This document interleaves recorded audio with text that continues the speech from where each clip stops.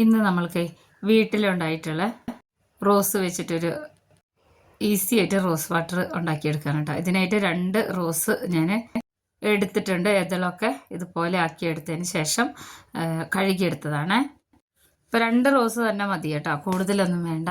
ഇതിലേക്ക് വെള്ളം ഒഴിച്ചു കൊടുക്കണം. ഞാൻ ഏതാണ്ട് 2.25 ഗ്ലാസ്സോളം വെള്ളം ഒഴിച്ചു കൊടുക്കുന്നുണ്ട്. കപ്പ് കണക്കിനാണെങ്കിലും ഗ്ലാസ് കണക്കിനാണെങ്കിലും കുഴപ്പമില്ല കേട്ടോ. എന്നിട്ട് സ്റ്റൗവിൽ വെച്ചിട്ടുണ്ട്. ഇപ്പം മാർക്കറ്റിൽ നിന്ന് വാങ്ങിക്കുന്ന റോസാണെങ്കിൽ കുഴപ്പമൊന്നുമില്ല, നന്നായി കഴുകിയെടുത്താൽ മതി കേട്ടോ. അപ്പോൾ റോസൊക്കെ ഒരാഴ്ചയൊക്കെ നിന്നിട്ട് ഇങ്ങനെ വാടി വരുന്നത് കണ്ടു കഴിഞ്ഞാൽ വെട്ടിയിട്ട് ഈ ഒരു രീതിയിൽ ഉണ്ടാക്കിയെടുത്തു കഴിഞ്ഞാൽ നല്ല ഫ്രഷായിട്ട് റോസ് വാട്ടർ നമുക്ക് വീട്ടിലുണ്ടാക്കിയെടുക്കാം.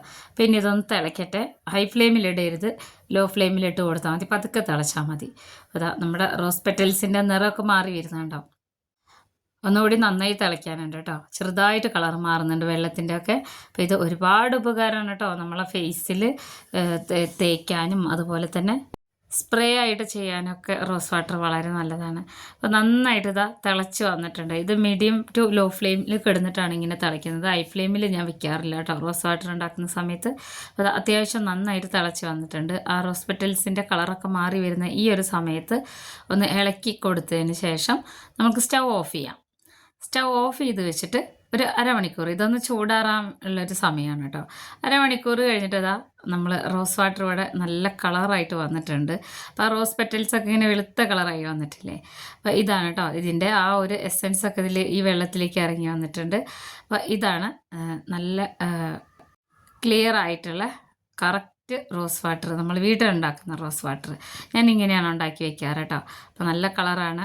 ഇനി ഇതുപോലെ തന്നെ എടുത്തിട്ട് ഇത് മിക്സിയിലിട്ട് ഒന്നും തന്നെ വേണ്ട, ഇതിൻ്റെ വെള്ളം എടുത്താൽ മതി. പിന്നെ ഇതൊരു പാത്രത്തിലേക്ക് മാറ്റാം. ഇതിൻ്റെ മുന്നേ ഞാനിത് മാർക്കറ്റിൽ നിന്ന് വാങ്ങിച്ചതാണ് കേട്ടോ. ഇങ്ങനെ സ്പ്രേ ചെയ്യുന്ന ഒരു ബോട്ടിലാണ്. നമുക്ക് മുഖത്തും ഹെയറിലൊക്കെ സ്പ്രേ ചെയ്യാൻ പറ്റും. അപ്പോൾ ഈ ഒരു റോസ് വാട്ടർ ഇതുപോലെ അരിച്ചെടുക്കുകയാണ് ചെയ്യുന്നത് കേട്ടോ.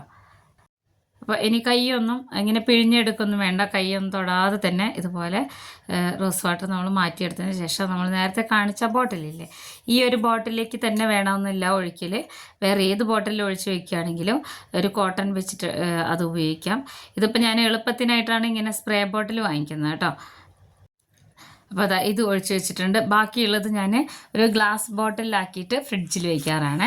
അപ്പോൾ ഇത് അടച്ച് വെച്ച് കൊടുത്തിട്ട് മുഖത്തൊക്കെ ഞാൻ ഇത് വൈകുന്നേരം അല്ലെങ്കിൽ പുറത്തൊക്കെ പോയി വന്ന സമയങ്ങളിൽ മുഖത്ത് ടേൺ അടിച്ചിട്ടുണ്ടെങ്കിൽ ചെറിയ തണുപ്പോട് കൂടി അടിച്ചു കൊടുക്കുക കേട്ടോ. കഴുത്തിൽ മുഖത്തൊക്കെ വളരെ ഈസിയാണ്. റോസ് വാട്ടറും ഗ്ലിസറിനൊക്കെ മുഖത്ത് ഉപയോഗിക്കുന്നത് വളരെ നല്ലതാണ്. എല്ലാവരും ഉണ്ടാക്കി നോക്കണം. വീഡിയോ ഇഷ്ടമായ ചാനലൊന്ന് സബ്സ്ക്രൈബ് ചെയ്ത് വെച്ചേക്കണേ. ഞാൻ ഇങ്ങനെയാണ് ചെയ്തെടുക്കാറ് കേട്ടോ. ഇത് ഉപയോഗിച്ച് നോക്കി അഭിപ്രായങ്ങൾ അറിയിക്കണേ.